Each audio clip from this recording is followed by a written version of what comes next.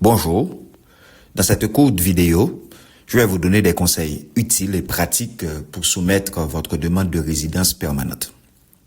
D'emblée, je vous préviens que ces conseils s'adressent prioritairement aux candidats entrée express pour le programme fédéral des travailleurs qualifiés, qui ont reçu une invitation formelle par IRCC, par courriel, n'est-ce pas, à demander la résidence permanente. Donc, si vous avez reçu déjà cette invitation, après avoir été tiré dans le bassin des candidats qualifiés, à la suite d'une ronde d'invitation, maintenant vous êtes dans le délai de 60 jours pour produire votre demande de résidence permanente, cette vidéo, c'est pour vous.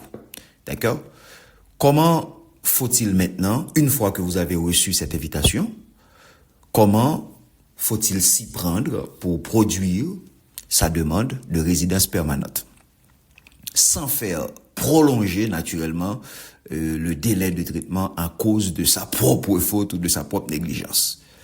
En fait, d'abord, je dois vous dire que vous pouvez le faire vous-même, donc par vous-même, vous pouvez soumettre votre demande, ou bien vous pouvez vous confier votre dossier à un représentant en immigration, qui peut être un avocat ou un consultant en immigration. Mais ça ne change absolument rien.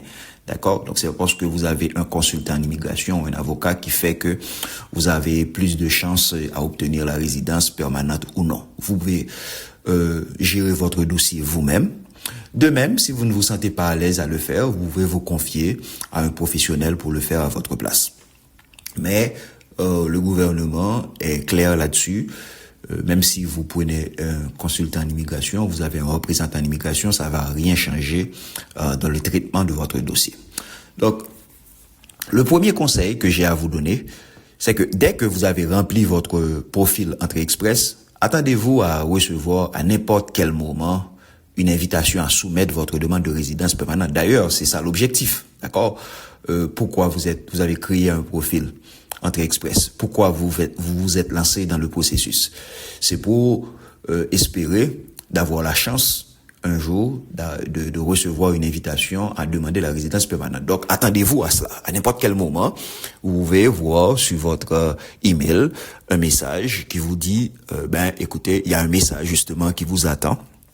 Cliquez ici pour aller sur votre compte de sorte à voir le message. OK? Et concrètement, comment ça se passe? C'est une lettre que vous recevez, n'est-ce pas, dans la boîte de réception de l'adresse email, n'est-ce pas, que vous avez soumis, que vous avez fourni au moment de remplir votre profil Entrée Express, d'accord? On vous a demandé un email, c'est sur cet email-là qu'on va vous écrire, on va l'utiliser pour vous écrire. Donc c'est dans votre boîte de messagerie que vous allez trouver ça. Il est important donc d'avoir un email professionnel, de soumettre un email professionnel et de vérifier tout le temps votre messagerie. D'accord? C'est très, très important. Et qu'est-ce que j'entends par email professionnel? Ça doit être un email personnel, en ce sens que si vous travaillez quelque part, vous avez un email sur le domaine de l'institution, c'est pas cet email-là que vous devez donner, parce que vous ne savez jamais quand est-ce que vous allez laisser la position que vous occupez maintenant. Et si vous laissez votre emploi, il se pourrait que vous n'ayez plus accès à cet email professionnel. Donc, il faut pas donner ça. Il faut pas donner un email. Si vous travaillez, par exemple, dans un ministère, dans une ONG ou dans une organisation internationale ou encore pour le secteur privé, il faut pas donner l'email avec le domaine de cette institution. Parce qu'à n'importe quel moment, ça peut arriver que vous n'ayez plus accès à cette adresse courriel. En plus, it doesn't make sense en ce sens que ça, c'est une question personnelle. Donc le fait de demander la résidence au Canada, c'est une décision personnelle. Donc vous ne devriez pas impliquer l'email de votre emploi dans ça. Donc c'est une question personnelle. Maintenant, qu'est-ce qu'il faut utiliser comme email lorsque vous remplissez le profil Entrée Express? C'est votre email personnel. Et maintenant, pourquoi je parle d'email professionnel? Mais cet email personnel, d'accord, qui n'est pas un email que votre travail vous fournit, c'est donc un email personnel, mais cet email doit avoir été créé de façon professionnelle. Qu'est-ce que j'entends par email professionnel? Un email professionnel se construit de cette façon. Prénom.nom@gmail.com, for example. ok? Ça peut être Yahoo, ça peut être Hotmail ou autre chose. Mais l'essentiel, c'est prénom.nom. D'accord? Si vous avez un nom ou un prénom commun, lorsque vous faites prénom.nom, ça ne marche pas. Il y a quelqu'un d'autre qui a déjà cet email. Ben, essayez avec votre nom.prénom. OK? Donc, vous inversez un peu. Si c'est le point qui fait que quelqu'un d'autre a déjà pris, ben, vous enlevez le point. Mais évitez les chachous, tipapout, etc. Donc, c'est-à-dire faites un email professionnel. Bon, ça n'a rien à voir, c'est pas une exigence vraiment du gouvernement, mais écoutez, c'est toujours bien de bien se présenter lorsque vous arrivez quelque part. Donc, puisque vous faites un dossier d'immigration, vous constituez un dossier d'immigration, et ici, on a affaire à des professionnels. Ça rentre dans le cadre de l'immigration économique. On cherche des professionnels, ben il faut avoir un look professionnel. C'est-à-dire, si vous donnez un email qui n'est pas professionnel, je ne dis pas que ça aura une quelconque incidence sur le traitement de votre dossier, mais on ne sait jamais. Donc, vous avez intérêt à paraître au moins professionnel, avec un look professionnel. D'accord? Donc, ça, c'est juste un petit conseil. Ensuite, il faut de temps en temps aussi regarder son spam. OK? Il faut regarder son spam parce qu'il se pourrait que l'email n'arrive pas vraiment dans votre boîte de réception, mais plutôt dans ce qu'on appelle le junk mail, le spam. OK? Donc, de temps en temps, vous vérifiez votre spam. Et pourquoi il faut vérifier ça de temps en temps? Il se pourrait que, imaginez un instant que l'email tombe, l'email du gouvernement de l'IACC tombe dans votre spam. Or, vous avez 60 jours pour faire la demande de la résidence. Et maintenant, vous vous en apercevez après 20 jours. Ben, vous manquez déjà, dans le délai, vous manquez déjà 20 jours. D'accord? Donc, c'est pour ça, il faut de temps en temps, jeter, un coup d'œil. OK? Maintenant, ce qu'on pourrait faire aussi, c'est très bien d'installer, l'application, de l'email sur votre portable. Si c'est Gmail, par exemple, a une application. Si c'est Hotmail a aussi une application. Vous pouvez toujours télécharger ces applications-là sur votre téléphone portable, de sorte à avoir accès à votre email, à votre messagerie email de temps en temps. OK? Messagerie électronique à n'importe quel endroit et n'importe quel moment. Dès que vous avez un téléphone intelligent, un smartphone avec accès à Internet. D'accord? Faites attention aussi aux arnaques, parce que le fait que beaucoup de personnes veulent venir au Canada, il y a des arnaqueurs, n'est-ce pas, qui en profitent pour soutirer de l'argent entre les mains de personnes qui voudraient immigrer au Canada. Donc, il faut faire très, très attention. Si vous recevez un message sur un email autre que vous avez fourni au moment de remplir votre profil Entrée Express, à ce moment, ça doit vous mettre un peu la puce à l'oreille. Vous pouvez vous dire, par exemple, vous pouvez vous demander légitimement comment IACC fait-il pour connaître cet autre email dont je dispose, qui m'appartient, mais que je n'ai pas fourni à l'IACC. D'accord? Pourquoi je reçois cet email-là prétendument venant de l'IACC alors que j'ai pas soumis cet email à l'IACC? Ben ça, c'est une bonne raison de croire qu'il s'agit d'une arnaque, par exemple. OK? Parce que très probablement, l'IACC va vous écrire sur l'email que vous avez fourni au moment de remplir votre profil Entrée Express. D'accord. Maintenant, un message concernant votre demande vous attend. C'est ce message-là que vous allez recevoir. Ou bien quelque chose de ce genre, OK? Un message concernant votre demande vous attend. C'est comme ça, généralement, l'IACC vous écrit. Et maintenant, vous cliquez sur accéder à mon compte. D'accord? On vous aura demandé quelques identifiants, mots de passe, n'est-ce pas, que vous avez créé pour accéder à votre compte. D'accord? Parce que dès que vous aurez créé le profil Entrée Express, ben, vous avez un compte. OK? Et c'est sur le compte que vous allez voir le message finalement qui vous attend. Parce que le message ne sera pas donné directement comme ça dans le corps de l'email. OK? Il faudra accéder d'abord au compte pour accéder par la suite au message que l'IACC vous a délivré. Donc ça, c'est une mesure de sécurité pour limiter justement les dégâts.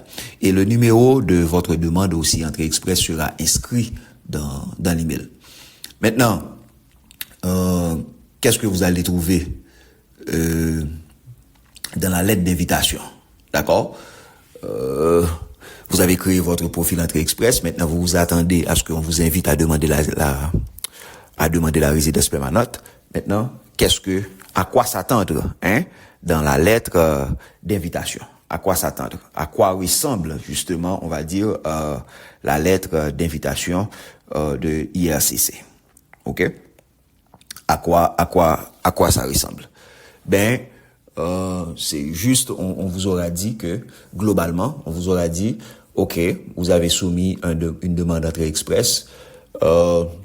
Il semble que vous êtes qualifié pour obtenir la résidence permanente. On vous invite, dans un délai de 60 jours, à soumettre votre demande de résidence permanente. Avant, c'était de 90 jours le délai, et maintenant, aujourd'hui, le délai est de seulement 60 jours. Donc, vous avez 60 jours pour remplir pour faire votre demande, ok?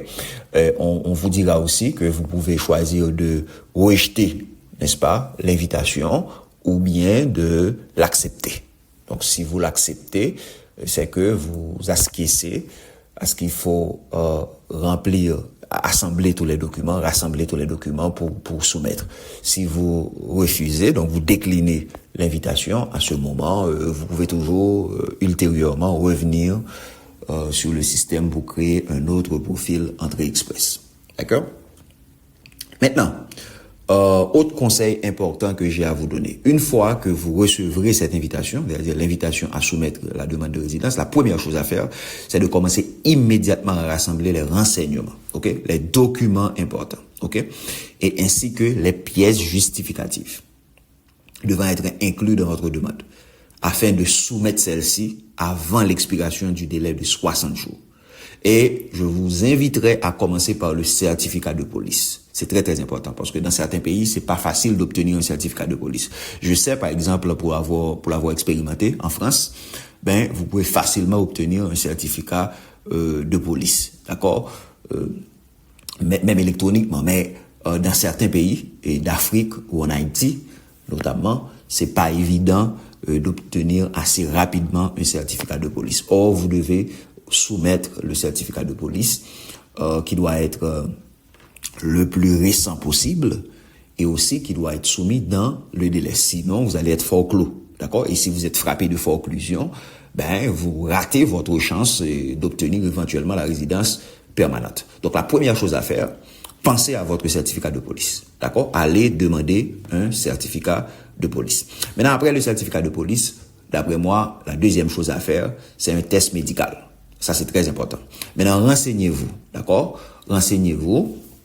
Dans chaque pays, le gouvernement du Canada, pour ce genre de programme, a définit une liste de médecins, d'accord, habilités à faire passer ces tests médicaux aux postulants. Donc, il faut connaître cette liste-là, cette liste de médecins, d'accord. On vous fournira la liste disponible de médecins disponibles et aussi donc qui sont habilités à faire. Mais vous devez aussi vous renseigner sur le terrain. D'accord, dépendamment du pays dans lequel vous vous retrouvez, vous devez vous renseigner sur le terrain parce qu'il y a des médecins qui sont plus diligents que d'autres. D'accord, il y a des médecins qui un peu traînent les pieds, soit parce qu'ils ont trop de dossiers, soit parce qu'ils règlent ces genres de choses pour d'autres ambassades. Donc voilà, c'est-à-dire ils sont tellement sollicités qu'ils n'ont pas beaucoup de temps pour traiter les dossiers, pour expédier les dossiers de façon rapide. Donc vous avez intérêt à solliciter un médecin qui est dans la liste, n'est-ce pas, qui a été déjà préidentifié par le gouvernement du Canada, mais un médecin qui traite rapidement ces dossiers, ces genres de dossiers. Donc ça ne prend pas beaucoup de temps pour se renseigner de votre entourage ou encore auprès d'autres personnes qui ont déjà fait l'expérience pour savoir quel médecin finalement traite ces genres de dossiers plus rapidement. Et il y a une autre préoccupation que vous devez avoir aussi. Il se pourrait que le médecin, le cabinet du médecin ne se trouve pas tout près de chez vous. Donc ça, c'est encore une autre préoccupation. Donc il faut pas choisir non plus un médecin qui habite à des centaines de kilomètres de chez vous. Donc ça, c'est pas utile non plus. D'accord? Donc il faudra, tout ça, c'est sur le terrain que vous allez trouver ces informations. Maintenant, après le certificat de police, le test médical, quand je dis après le certificat de police, c'est-à-dire vous faites votre demande, vous produisez votre demande de certificat de police, mais vous n'attendez pas d'obtenir le certificat avant de commencer à faire les tests médicaux. D'accord? Donc, vous vous lancez. C'est parallèlement, vous faites beaucoup de démarches parce que rappelez-vous, vous avez seulement 60 jours pour tout soumettre. D'accord? Pour tout soumettre. Ok, parce qu'en soumettant la demande, il faut donner toutes ces informations-là, tous ces renseignements et toutes les pièces justificatives. D'accord? Maintenant, autre chose, si vous êtes seul, il n'y a que vous à faire le test médical, mais si vous êtes accompagné, vous serez accompagné de votre conjoint, votre conjoint aussi devra faire les tests médicaux. D'accord? Et en quoi consistent les tests médicaux? C'est finalement un check global qu'on fait, un bilan de santé. C'est un bilan de santé, ça touche à beaucoup de choses. D'accord?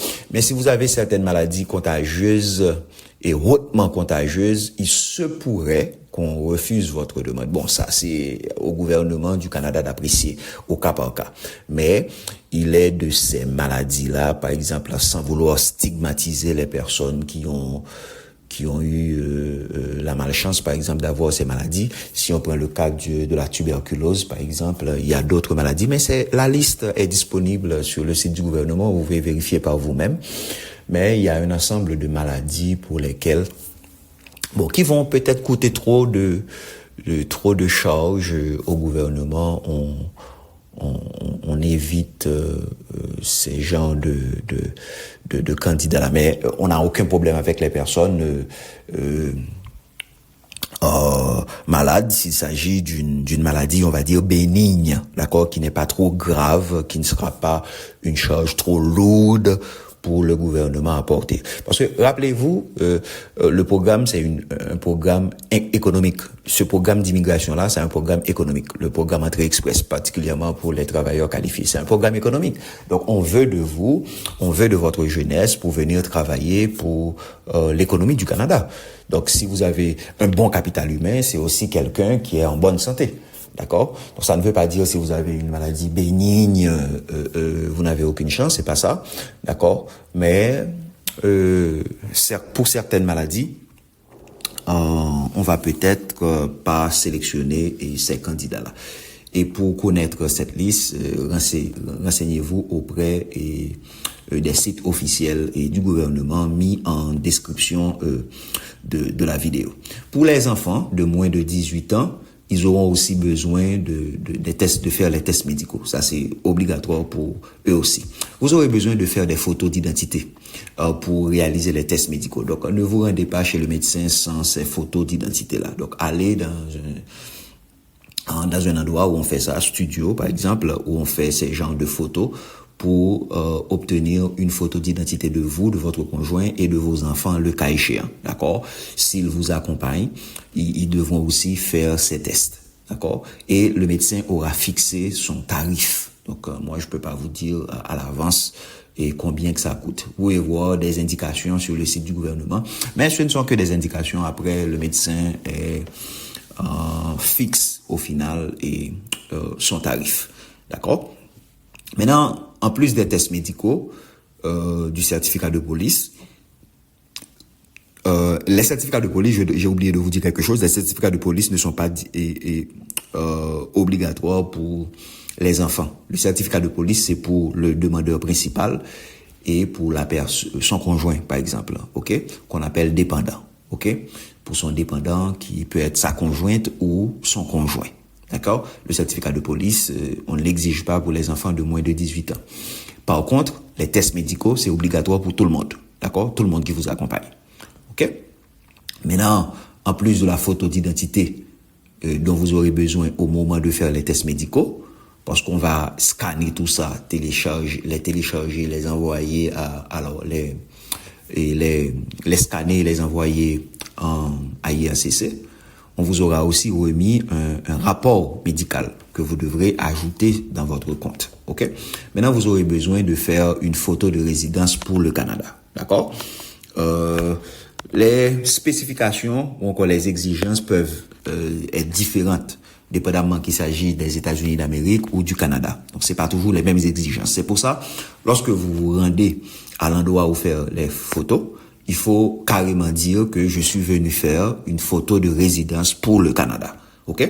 Parce que une photo de visa, c'est pas la même chose C'est pas les mêmes exigences, ce ne sont pas les mêmes exigences qu'une photo de résidence. N'ayez pas peur de dire je suis venu faire une photo de résidence pour le Canada. Et apportez aussi les spécifications requises au studio. C'est-à-dire, on vous a certainement soumis un papier. Donc, quand je dis je parle de IACC, avec les requirements, pour la photo. Donc, toutes les spécifications requises, c'est contenu dans un papier. Apportez ce papier-là au studio de sorte qu'on voit ce dont vous avez besoin. Et une fois la photo obtenue, évitez aussi de la mouiller ou de la dégrader. Par exemple, vous ne pouvez pas écrire sur la photo. Sur le dessus de la photo, par exemple. Vous ne pouvez pas jeter de l'eau sur la photo. Si vous faites ça, rappelez-vous que cette photo-là, vous en aurez besoin au moment d'arriver au Canada. Qu'est-ce qui risque de vous arriver? On va vous demander la photo de résidence à la porte d'entrée, donc à l'aéroport. Et cette photo-là, on va la garder pour vous envoyer plus tard votre carte de résidence chez vous. Donc, si la photo est dégradée, par exemple mouillée, ou bien vous l'avez mis dans un endroit trop humide, et maintenant la photo est dégradée, eh bien, l'IACC va vous écrire quelques jours après pour vous demander de refaire la photo, ce qui va retarder l'arrivée de votre carte de résidence permanente chez vous. Vous comprenez? Donc, vous avez intérêt à garder la photo dans de meilleures conditions possibles sans la dégrader.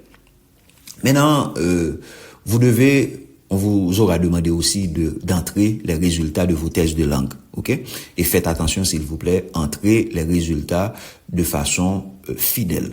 Rappelez-vous, lorsque vous avez fait votre test de langue, par exemple, à l'Institut français a envoyé directement les résultats à IACC. C'est-à-dire, les résultats qu'on vous demande d'entrer, on les a déjà. Donc, il faut faire très attention. Donc, il faut se montrer honnête. Il faut pas embellir les résultats. Les résultats sont ceux qu'ils sont. Vos résultats sont ceux qu'ils sont. Ce sont vos résultats. Si vous n'êtes pas satisfait de ces résultats-là, vous n'avez qu'à reprendre le test. D'accord? Mais vous ne pouvez pas vous permettre de modifier par vous-même et les résultats. Ça, c'est de la tricherie et c'est inacceptable dans une démarche d'immigration car vous devez rester honnête tout le long du processus. Maintenant, on vous aura demandé aussi une version scannée du rapport d'évaluation des diplômes obtenus à l'étranger. Si le diplôme a été obtenu au Canada, c'est pas un problème. Vous donnez une copie scannée, une version scannée de ce diplôme. Mais s'il a été obtenu à l'étranger, à ce moment, il faut donner le rapport d'évaluation. West, par exemple, qui est une agence habilitée à faire ces genres d'évaluation, donc l'évaluation des diplômes étrangers, va vous demander une adresse pour vous envoyer le rapport d'évaluation. Même si vous avez du mal à donner une bonne adresse chez vous parce que dans certains pays, les adresses ne sont pas très bien systématisées, bien agencées, bien organisées. Vous pouvez toujours donner l'adresse de quelqu'un, par exemple, aux États-Unis ou même au Canada ou quelque part d'autre, mais quelqu'un que vous connaissez et qui vous a donné son accord préalable aussi pour utiliser son adresse pour faire ça. Parce qu'il faut respecter les renseignements personnels de quelqu'un. C'est pas parce que vous connaissez l'adresse de la personne que vous pouvez vous permettre d'utiliser son adresse comme ça. Il faut d'abord avoir l'accord préalable de la personne. Parce que l'adresse de la personne fait partie de ses renseignements personnels. Et il y a des lois aussi, ici, très strictes sur la protection des renseignements personnels. Et l'essentiel, vous aurez besoin seulement, en réalité, de la version électronique du rapport d'évaluation des diplômes étrangers. D'accord? Et ce rapport électronique-là, vous l'aurez dans votre boîte de réception et par email. Donc, c'est pas la peine d'avoir nécessairement la version papier de ce rapport. Pour venir ici au Canada. Parallèlement, rassemblez toutes vos lettres de travail. D'accord? Si vous avez travaillé en plusieurs endroits et que vous avez fait valoir toutes ces expériences de travail au moment de remplir votre profil Entrée Express, vous avez intérêt à rassembler vos lettres de travail. Et les lettres de travail, par exemple dans les ministères, que ce soit en Haïti, en Afrique, en Europe, en Asie, peu importe le continent, chaque institution a ses habitudes, ses traditions. Donc il y a une façon de faire la lettre de travail. Mais c'est pas cette façon de faire là qui est importante, qui est si importante dans le cadre de ce processus. C'est la façon dont on vous demande la lettre ici qui est importante. C'est-à-dire, le Canada, le gouvernement du Canada, dans le cadre de ce processus, fait un ensemble d'exigences. Par exemple, cette lettre doit avoir l'entête de l'institution ou l'entreprise pour laquelle, ou l'organisation pour laquelle vous avez travaillé.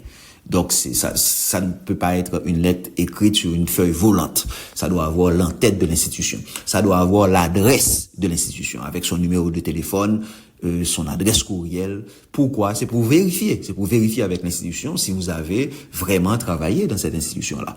OK? Et ça doit aussi contenir le nombre d'heures que vous avez travaillé par semaine. OK? Il faut ajouter le nombre d'heures que vous avez travaillé par semaine. Parce que on exige que vous ayez une expérience d'une année à temps plein au moins, ok? Donc on va vous demander aussi le salaire.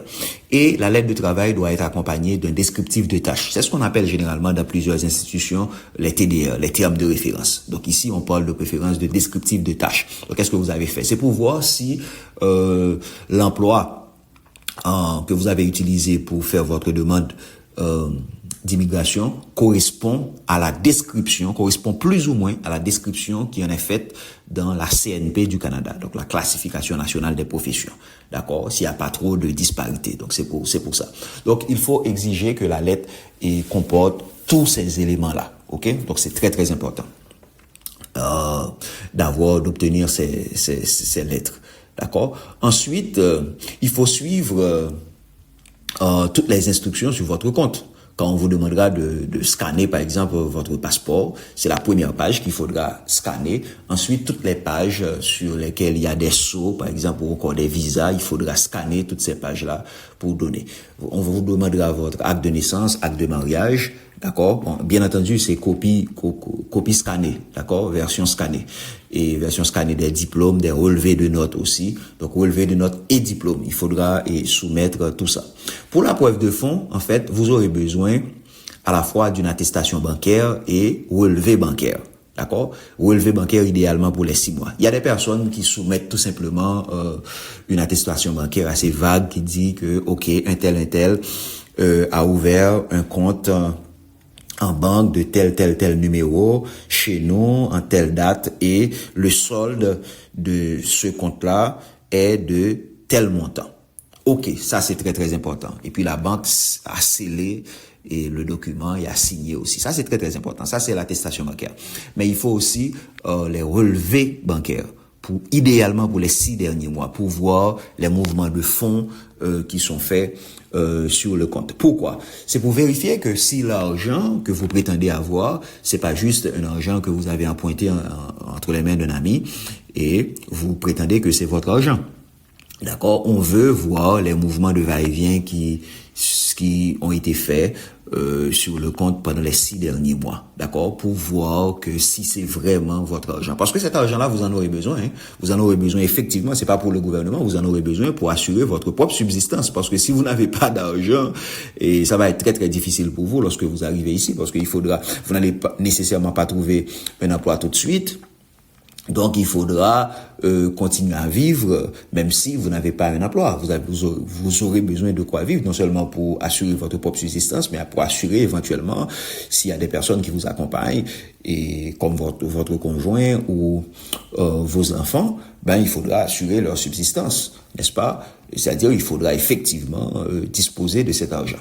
Mais si vous ne l'avez pas, et que votre conjoint dispose de l'argent demandé, vous pouvez faire valoir, n'est-ce pas, que votre conjoint dispose de cet argent-là. Sauf que, si c'est vous le demandeur principal, et vous n'avez pas l'argent, c'est votre conjoint qui a l'argent, à ce moment, il faudra montrer que vous avez accès à l'argent de votre conjoint. Et la meilleure façon de montrer que vous avez accès à l'argent de votre conjoint, c'est par le biais, par le truchement d'un compte conjoint. Donc, vous pouvez ouvrir un compte conjoint à la banque, c'est-à-dire un compte sur lequel vous avez accès. D'accord? C'est-à-dire vous pouvez aussi faire des retraits sur ce compte. Ou bien votre conjoint peut vous signer une lettre de don. D'accord? Votre conjoint écrit une lettre explicative, n'est-ce pas, sur votre compte. Donc c'est vous, il écrit une lettre, il vous remet, il signe, il date ça, il signe. Et il vous remet, vous dit, OK, étant donné que ma femme s'engage dans tel processus pour la famille, moi, je lui fais don de tel montant pour ça. Voilà. Ou bien ça peut être aussi le don d'un parent, d'un proche parent, un père, une mère, par exemple, je sais pas, un grand-père. Mais ça doit s'accompagner d'une lettre explicative. Sachez que vous avez intérêt à être honnête dans votre processus d'immigration, dans votre projet d'immigration. Donc, vous voulez venir au Canada, demander la résidence permanente. C'est un choix que vous avez fait. Vous voulez vous expatrier, tenter de nouvelles aventures. C'est un choix personnel. C'est un choix que vous avez fait. Peut-être que c'est un choix familial. Préparez-vous. Si c'est votre choix, soutenez votre choix. D'accord? Préparez-vous. Cumulez votre argent de sorte à avoir les fonds disponible, parce que vous en aurez besoin effectivement. Et l'argent que l'on vous demande, c'est vraiment le minimum, parce que lorsque vous serez arrivé au Canada, vous allez rapidement vous rendre compte que cet argent-là qu'on vous avait demandé, vous en aurez besoin de beaucoup plus que ça. Beaucoup plus que ça. C'est vraiment le minimum, le strict minimum pour vivre pendant les premiers mois en attendant de trouver du travail. D'accord? Donc, il faut absolument avoir cet argent. Et vous n'avez pas non plus intérêt à emprunter l'argent entre les mains de quelqu'un et soumettez la demande et quelques jours après, faire le retrait de cet argent. Parce que vous devez savoir qu'à n'importe quel moment, les services d'immigration du Canada peuvent vérifier avec la banque si effectivement ce montant est toujours là sur le compte. D'accord? Et si la banque ne va pas mentir pour vous, et si la banque dit que l'argent n'est plus disponible sur le compte, à ce moment, vous êtes foutu. Vous êtes foutu. Voilà, on a examiné votre dossier, tous les éléments leur paraissaient probants, et seulement pour ça, on dit, il n'est pas sérieux. Il n'est pas sérieux. Voilà que l'argent n'est plus là, l'argent a disparu. Donc c'est un argent qu'il a emprunté. Vous voyez? Donc vous n'avez pas intérêt à mentir. Soyez honnête pendant le processus. Vous avez intérêt à être honnête, parce que si on vous surprend en train de mentir, à ce moment, ça gâche tout. D'accord? Ça gâche tout. Parce qu'à n'importe quel moment, comme je vous ai dit, on peut vérifier auprès de la banque. De même qu'on peut vérifier auprès des services de police avec votre certificat de police. De même qu'on peut aussi vérifier auprès des entreprises ou des institutions pour lesquelles vous avez dit avoir travaillé. D'accord? On peut toujours effectuer ces genres de vérifications-là. Donc, vous avez intérêt à être honnête sur toute la ligne. Ça, c'est très, très important. Ensuite, vous aurez probablement besoin d'une carte bancaire internationale pour payer les frais de traitement et de la résidence permanente et aussi les frais de la biométrie. Par exemple, au moment de soumettre votre demande de résidence permanente, après avoir reçu l'invitation à le faire, l'invitation formelle à le faire, on aura calculé, en fonction de ce que vous aurez déclaré, on aura calculé le montant à payer, le montant total à payer. En fait, c'est pas une obligation. Le gouvernement vous dit que c'est pas une obligation de payer toute la somme en entier. Mais moi, je vous conseillerais à le faire. Pourquoi?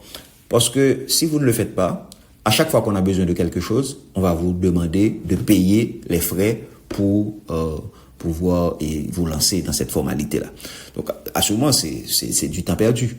Alors que si vous avez payé tout l'argent, y compris les frais de résidence, parce qu'à ce stade, au moment de faire la demande de la résidence permanente, vous ne savez pas encore si vous allez l'obtenir ou pas, parce que cette demande peut être rejetée, cette demande peut être approuvée. Si par exemple, après une petite vérification auprès des services de police, auprès de l'institution pour laquelle vous avez travaillé, auprès de la banque, on s'aperçoit qu'il y a quelque chose qui cloche, à ce moment, on va pas vous octroyer la résidence, mais qu'est-ce que vous allez faire? Vous avez déjà payé. Mais justement, il n'y a pas de souci, le gouvernement va vous retourner l'argent. Parce que votre demande vous aura été refusée, on vous remettra pas l'argent de traitement, l'argent du traitement de la demande, on vous aura pas remis parce que votre demande aura été traitée, ok, mais l'argent pour la résidence permanente, les frais de résidence, on vous remettra ça, d'accord, c'est pas un souci. Mais idéalement, je vous conseillerais de payer tout le montant, d'accord, ça c'est en fonction de l'expérience vécue. Je vous parle de mon expérience vécue. Donc, vous avez vraiment intérêt à payer le montant en entier. Maintenant, pour la carte bancaire internationale, sachez que dans certains pays, toutes les cartes ne peuvent pas vraiment payer des frais sur le compte de l'IRCC. Il y a des cartes qui ne sont pas suffisamment sécurisées pour faire des transactions sur IRCC. Donc, renseignez-vous, dépendamment du pays dans lequel vous vous retrouvez. Par exemple, je sais qu'en Haïti, il y a des cartes, je vais pas citer de banque, je vais pas faire ça, mais il y a des banques, par exemple, dont les cartes, même s'il s'agit d'une carte internationale, qu'on vous dit, on vous acheter sur Internet avec ça, mais c'est pas toutes les cartes, vraiment, de toutes les banques qui prennent en compte le niveau de sécurité exigé, par exemple, par l'IRCC. Donc, renseignez-vous auprès de la banque d'abord avant de conclure le contrat pour obtenir la carte. Si vous avez déjà la carte, demandez auprès de la banque si vous voulez utiliser cette carte-là pour IRCC, ou bien vous pouvez essayer par vous-même et voir si ça marche. Si ça ne marche pas, allez demander au service à la clientèle, et si on vous dit que vous ne pouvez pas payer sur le compte de IRCC avec, allez auprès d'une autre banque, d'un autre fournisseur pour obtenir une autre carte qui vous permet de faire ça. OK? Ensuite, les documents doivent être téléchargés en PDF. Vous allez voir, parfois les documents sont nombreux. Par exemple, si vous avez fait beaucoup d'études et vous avez beaucoup de documents à soumettre, il se pourrait que vous ayez besoin de compresser certains fichiers. D'accord? À ce moment, utilisez les logiciels. Il y a des logiciels gratuits, open source, disponibles sur Internet, qui vous permettent de compresser un fichier, de sorte que ça puisse passer dans le système. D'accord? Ensuite, si vous ajoutez des lettres explicatives, on vous a demandé quelque chose, mais vous ne l'avez pas nécessairement, ou bien vous voulez ajouter d'autres informations et vous voulez expliquer à l'agent, parce que c'est un agent qui va traiter votre dossier, vous voulez donner des explications supplémentaires à l'agent. Donc, vous faites ce qu'on appelle une lettre explicative. Lorsque vous écrivez une lettre explicative, la lettre doit être datée. Vous devez aussi signer la lettre. OK? Vous devez signer, même si c'est sur votre compte, mais vous devez signer la lettre. Ensuite, soyez concis et soyez précis. OK? Et autre conseil que je vous donnerai aussi, ne traînez pas les pieds. Ne traînez pas les pieds. Même si vous ne devez pas traîner les pieds, mais il faut pas se montrer négligent non plus. Il faut vérifier chaque document que vous soumettez. D'accord? Demandez à une autre personne de faire un double check. Ça peut être, par exemple, votre enfant, si l'enfant sait lire. Ça peut être aussi votre conjoint qui vous accompagne éventuellement. D'accord? Donc, demandez à cette personne de faire un double check pour vous rassurer que le document est bien écrit et c'est bel et bien ce document-là qu'on vous a demandé. Sinon, vous perdez du temps pour rien, d'accord? Vous faites prolonger le délai de traitement par votre négligence, d'accord? Et ensuite, vous aurez besoin de télécharger aussi, de soumettre aussi les documents du conjoint, éventuellement, si ce conjoint existe et vous accompagne, et les documents des enfants aussi. Par exemple, quand je dis les documents des enfants, les passeports. Tous les enfants doivent avoir les passeports à jour, même si c'est un nouveau-né, même si l'enfant a seulement un jour, d'accord? Même si l'enfant le bébé a seulement quelques heures, il a besoin de passeport pour voyager. Ça, c'est obligatoire. Il aura besoin de passeport. C'est un document de voyage. Il faut que ce passeport ensuite soit à jour, d'accord? Un passeport prêt à expirer les prochaines semaines, il faut juste faire renouveler, ce passeport-là. On vous demandera aussi, des informations sur d'autres membres de votre famille élargie. Ça peut être votre mère, votre grand-mère, vos sœurs et frères. Il faut être prêt à donner ces informations-là. OK? Par exemple, leur date de naissance, leur nom et prénom. OK? Il faut être prêt à donner ces informations. Il faut surtout pas mentir. Parce que, une fois arrivé au Canada, vous aurez peut-être besoin d'envoyer une lettre d'invitation à un frère pour qu'il vienne vous voir, par exemple, au Canada. Mais si vous avez déclaré au moment de faire votre demande de résidence permanente que vous n'avez pas de frère, comment maintenant donner une lettre d'invitation à un frère? Parce qu'on aura votre record. Ces informations-là que vous donnez là seront consignées quelque part. Donc si vous mentez à ce stade, vous trouvez que c'est trop demandé, vous dites non, j'ai pas de frère, j'ai pas de mère, à ce moment, le jour où vous aurez besoin de faire venir votre maman au Canada, vous ne pourrez pas parce que vous avez déclaré que vous n'avez pas de maman. D'accord? Donc, c'est très, très important de rester honnête dans votre démarche. D'accord? D'ailleurs, dans tout ce que vous faites dans la vie. OK? Maintenant, une fois que vous soumettez la demande complète, vous recevrez automatiquement une lettre de confirmation sur votre compte, vous disant que, OK, IRCC a reçu votre demande. Mais faites en sorte que votre demande soit la plus complète possible. La demande doit être complète. D'accord? Sinon, on risque de rejeter votre demande. OK? La demande doit être complète. Tout ce qu'on vous demande, vous devez les soumettre. Et rappelez-vous que vous avez un délai de 60 jours pour faire tout ça. Maintenant, si on a besoin d'autres documents, c'est-à-dire les documents supplémentaires, vous serez informé. Vous serez informé toujours par email. On vous dira qu'il y a un nouveau message qui vous attend. D'accord? Et une fois vous cliquez sur votre compte, vous allez accéder à ce message-là et vous saurez quoi faire. On vous invitera aussi à faire la biométrie. ben vous devez faire la biométrie et votre partenaire aussi, c'est-à-dire votre conjoint. Votre conjoint peut être une personne avec laquelle vous êtes marié ou bien que vous vivez en concubinage, d'accord? Parce que le Canada n'a rien contre le concubinage, ok? Votre conjoint aura besoin de faire la biométrie, mais vos enfants de moins de 18 ans ne sont pas concernés. Bon, cette information-là que je vous donne, ça peut changer à n'importe quel moment. Regardez toujours les liens officiels que je vous donne en description pour voir s'il y a des mises à jour. Mais pour l'instant, les enfants de moins de 18 ans n'ont pas besoin de faire de biométrie. D'accord? Autre conseil que je pourrais vous donner aussi, c'est d'intégrer les groupes sur Facebook. Il y a des groupes sur Facebook, il y a d'autres groupes sur Internet aussi, qui rassemblent des candidats, qui réunissent des candidats à l'immigration au Canada. Et il y a parfois de très bons conseils qui sont partagés sur ces groupes-là. Je vous invite donc à visiter ces groupes pour voir ce qui se dit, pour voir si vous avez un souci, comment vous y prendre. OK? Parce qu'il y a parfois de très très bons conseils sur ce groupe, sur ces genres de groupes, ok? Ils partagent parfois de très très bonnes informations. Et aussi, ce sont des personnes qui ont le même centre d'intérêt. Donc, ils veulent tous venir au Canada. Donc, ça va vous garder aussi motivé sur votre projet d'immigration.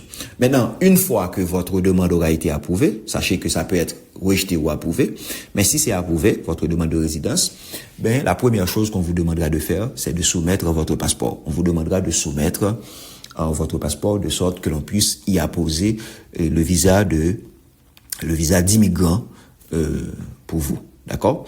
Et une fois que les passeports seront retournés, le passeport des enfants, le passeport du conjoint, de la conjointe, ben, seront retournés, ben, ça va être retourné avec ce qu'on appelle la confirmation de résidence permanente. C'est-à-dire, maintenant, vous avez été sélectionné comme futur résident permanent du Canada. Et il y a aussi une lettre qui accompagne cette confirmation de résidence permanente pour vous parler des démarches que vous pouvez déjà effectuer, même quand vous n'êtes pas encore venu au Canada, mais on vous dira les démarches à effectuer, on vous donnera le délai pour venir au Canada, parce qu'il y a un délai dans lequel il faut venir. Si vous laissez passer ce délai-là, ben vous aurez perdu la résidence permanente. D'accord? Donc il y a un délai pour se préparer, mais il faut pas aller au-delà de ce délai-là qu'on vous donne. On vous dira aussi, on vous donnera plein d'autres informations sur le logement, etc., etc., etc. Donc, je ferai au fur et à mesure d'autres vidéos pour vous aider dans votre installation au Canada. Si récemment vous avez été approuvé, votre demande de résidence permanente a été approuvée et maintenant vous êtes un peu perdu, vous ne savez pas vraiment que faire, comment louer un logement au Canada. Donc, je vous aurai un fort de mes expériences.